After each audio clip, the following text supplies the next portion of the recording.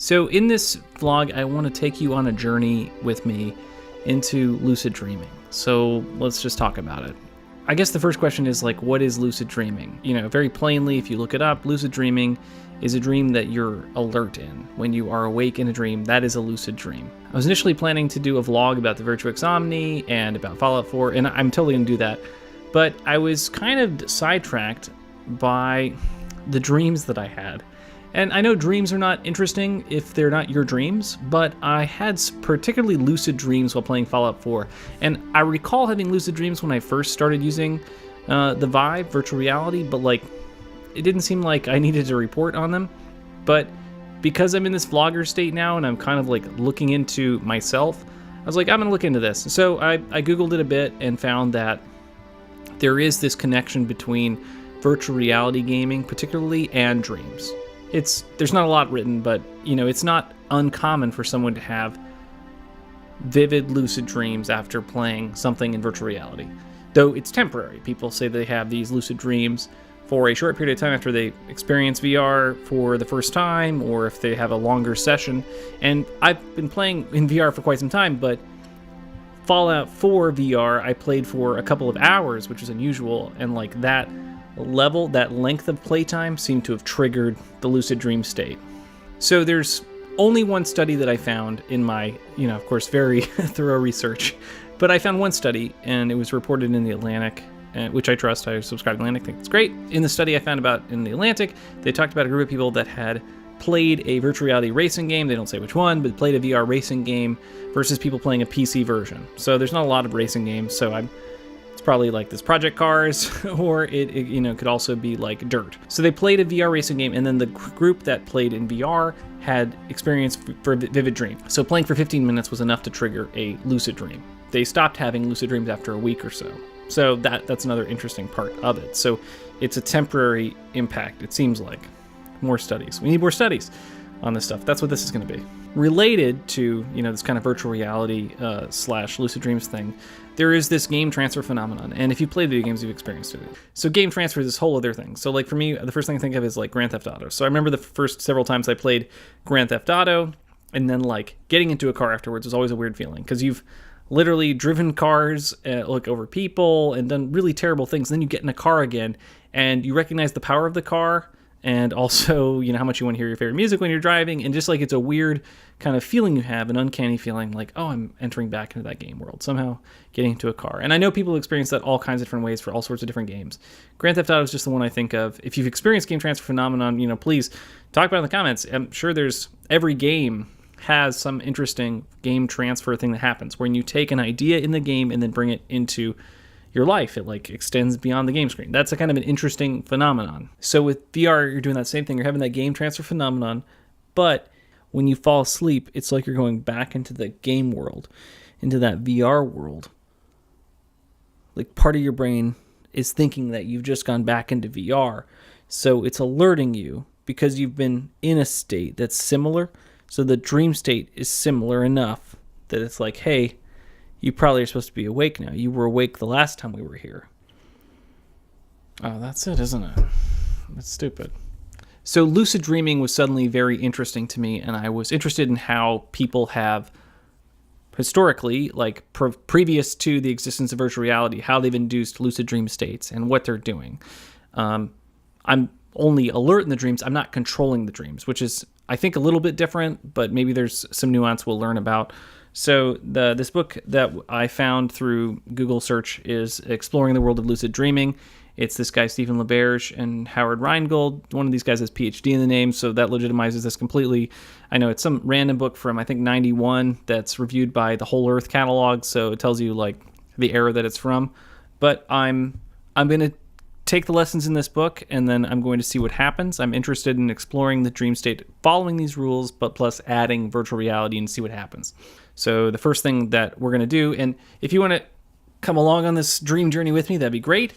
Buy this book, or Google the name of this book plus PDF, get a copy of the book, and then we are going to just write down our dreams.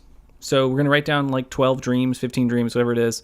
And then there are a number of different categories that this book uses to define the different types of dreams you have. And then we're going to categorize our dreams by the dream signs that appear in them. And I know this part seems a little bit like Inception. It's different, I swear, though I'm sure Inception borrows from books like this, if not this book. We're going to find these dream signs that show up more frequently in the types of dreams we have.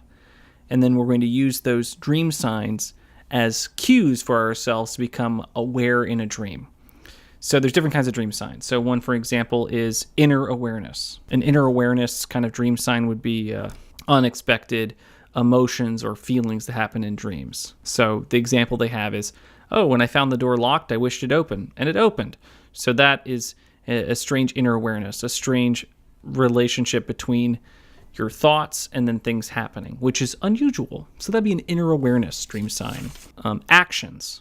So you or another person in the dream or a dream object, including inanimate objects, does something unusual or impossible. So the weird examples they give here is riding home on a unicycle, which might be normal for you, but in a dream, that's an action.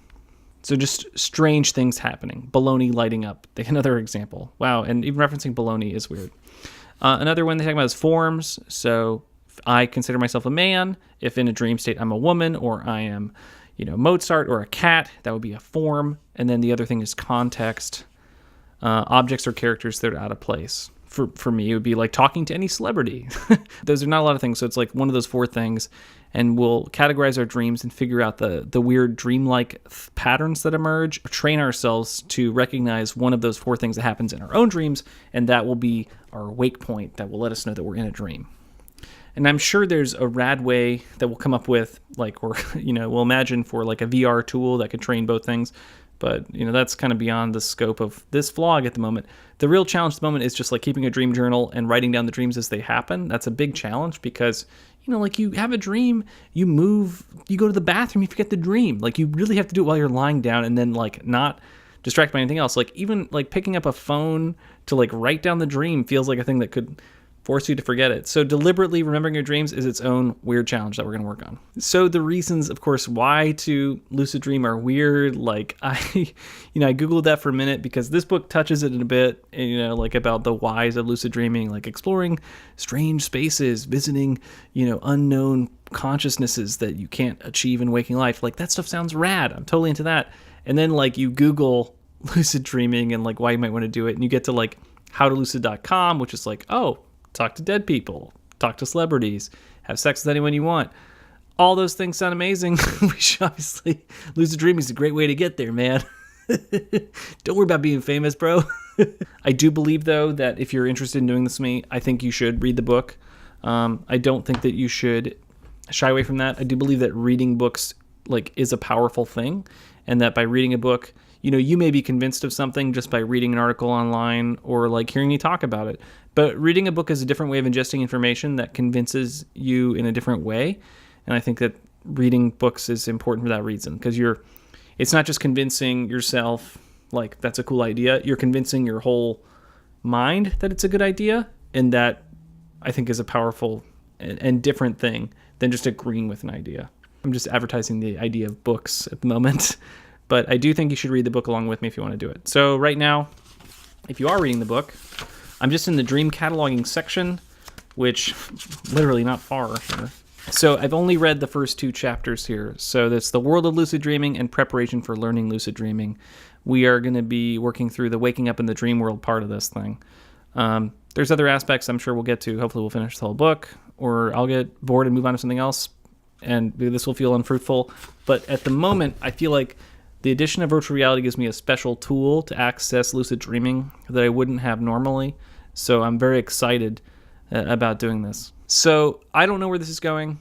This is a rabbit hole hobby thing that just popped up. So I'm going to follow this to its logical end. My goals personally are to read more books about dreaming, particularly lucid dreaming, but also to look at just general scientific studies as they relate to dreaming, find out about the brain states that are active or not, see how those compare to the brain states that are active when you're doing virtual reality, and learn more about sleep studies in general. And if I can, I'd like to participate in a sleep study that involves virtual reality. Anyway, thanks for tagging along. Like, subscribe, YouTube.